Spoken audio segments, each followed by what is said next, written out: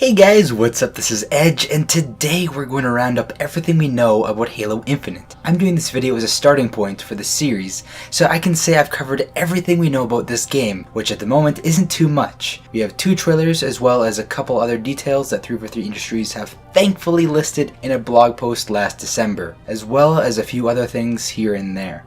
Starting with the list, the first thing we see is the release, Holiday 2020. A lot of Halo games release in November, so it'd be safe to say that Halo Infinite would probably release mid to late November, possibly early December. The second point is what it will be playable on, being the next-gen Xbox Series X, the entire Xbox One family, and Windows PC.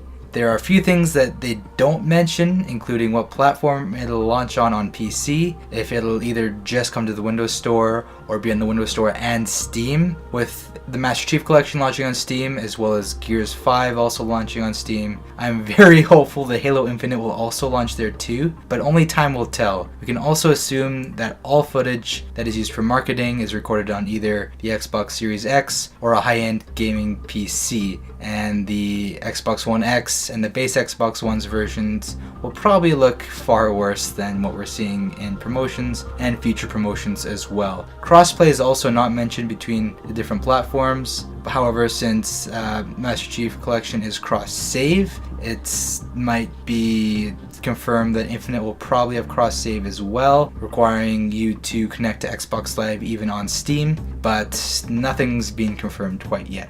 The third point simply mentions that this game will take place after Halo 5 and will not be a prequel like Halo Reach.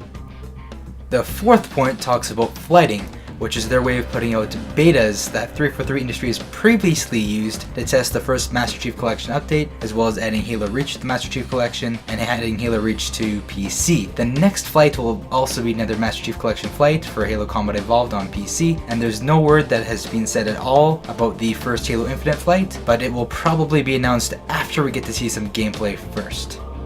Lastly, we get the confirmation that, like Halo 5, Halo Infinite has an internal pro team testing its multiplayer.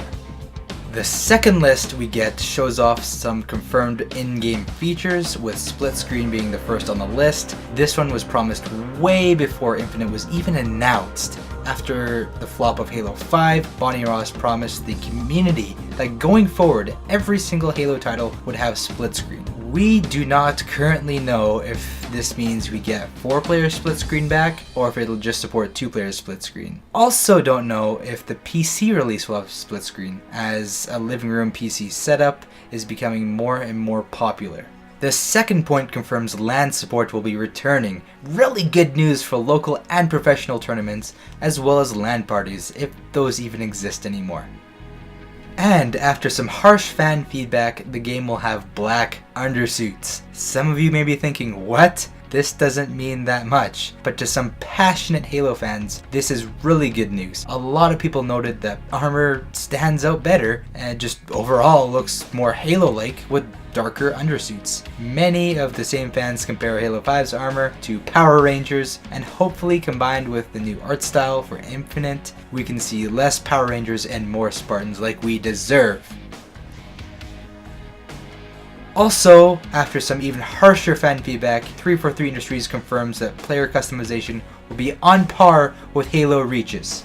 343 Industries also confirms that dedicated Halo 5 players that hit max rank will get something special. They don't say what it is though. It could be an emblem or a nameplate, or it could be something even more special like an armor set, or even if we get weapon skins back, it could be something like golden guns, something really cool. I'm personally not even at the 100 mark yet, and I probably won't even hop on and try for it.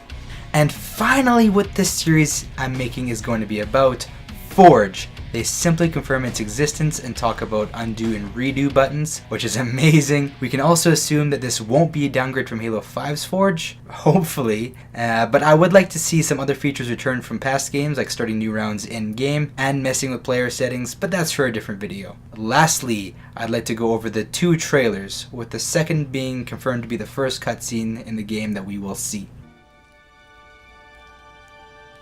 We shouldn't take too much from this first trailer, since a lot of the assets were in alpha and created for the purpose of the trailer, but there are also a few things to take note. The biggest one being that the game is set on a Halo ring, which is also confirmed by the second trailer. The second thing of note is the art style. Like I said, the exact models and textures aren't final, but the overall style of the trailer should be good representation of what we'll be looking at in the final game. I'm not going to go over the Chief's helmet in this trailer, because the trailer 2 gives us a much better look at the full armor set and a much more final version of it.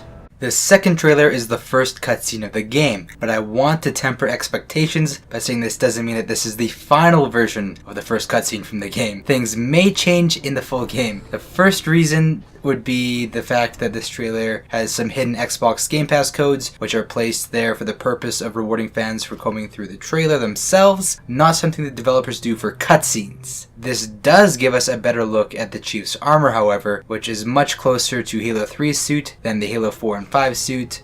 343 Industries has received some feedback on this design already, mostly about the color and the wear and tear. Fans are saying the green is too bright and that the armor looks much better with a darker, more dull green. Personally, I kind of agree, but I don't hate this green either. I'm fine with both. Secondly, for him to be floating in space, he's probably just come out of some really big battle, and although there's a lot of scratches and marks on this set of armor already, fans just want a little bit more.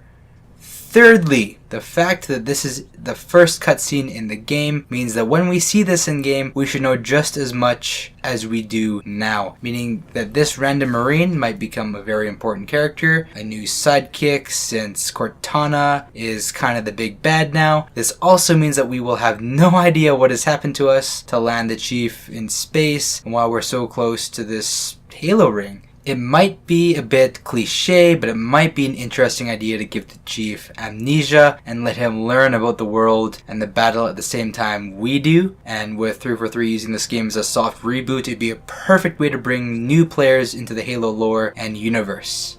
There's nothing left for us here. I don't think we're here is.